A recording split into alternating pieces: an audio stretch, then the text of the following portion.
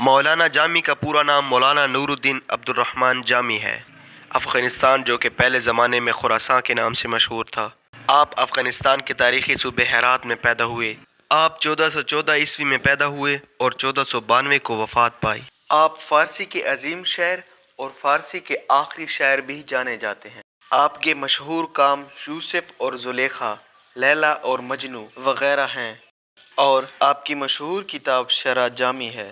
حضرت مولانا جامی رحمۃ اللہ علیہ نے ایک نعت لکھنے کے بعد جب حج کے لیے تشریف لے گئے تو ان کا ارادہ یہ تھا کہ روضہ اقدس کے پاس کھڑے ہو کر اس نعت کو حضور آقا صلی اللہ علیہ وآلہ وسلم کی بارگاہ میں پیش کریں گے۔ چنانچہ حج بیت اللہ کے لیے تشریف لے گئے اور حج سے فارغ ہو کر مدینہ منورہ کی حاضری کا ارادہ کیا تو امیر مکہ کو نبی کریم صلی اللہ علیہ وسلم کی زیارت نصیب ہوئی۔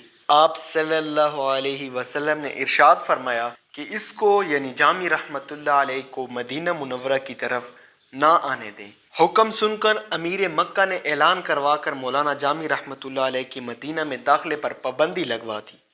مولانا جامی رحمۃ اللہ علیہ بڑے پائے کے عاشق رسول صلی اللہ علیہ وسلم تھے۔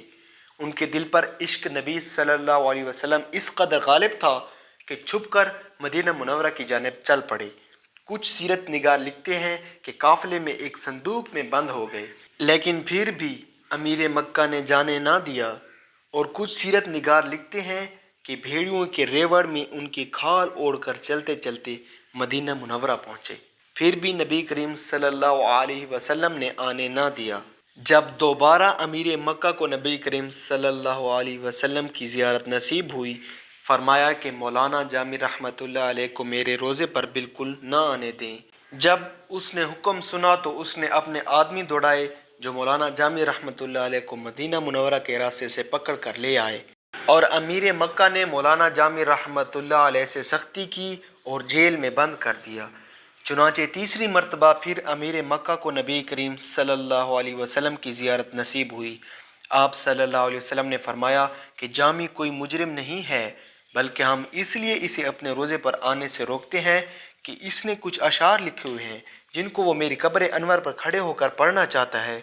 یہ مدینہ منورہ پہنچ گیا اور میری قبر انور پر حاضر ہو کر اس نے یہ اشعار پڑھ لیے تو مجھے قبر انور سے باہر نکل کر جامی رحمۃ اللہ علیہ سے مصافحہ کرنا پڑے گا، لہٰذا اسے ہر حال پر روکو۔ پھر امیر مکہ نے آپ رحمۃ اللہ علیہ کو قید سے نکالا اور بڑی عزت اور تکریم کے ساتھ پیش آیا۔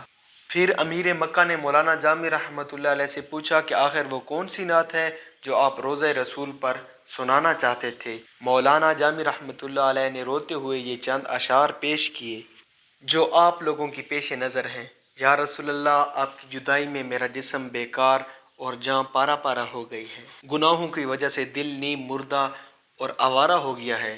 یا رسول اللہ، اگر کبھی میری جانب قدم رنجہ فرمائیں تو میں غریب ناتواں آپ کی جوتیوں کے نشان پر جان قربان کر دوں۔ میں اپنے کیے پر حیران ہوں اور گناہوں سے سیاہ ہو چکا ہوں، پشیمانی اور شرمندگی سے پانی پانی ہو رہا ہوں۔ یا رسول اللہ، روز محشر جب آپ شفاعت کا بازو گناہ گاروں کے لیے کھولیں گے، یا رسول اللہ، اس وقت جامی کو محروم نہ رکھیے گا۔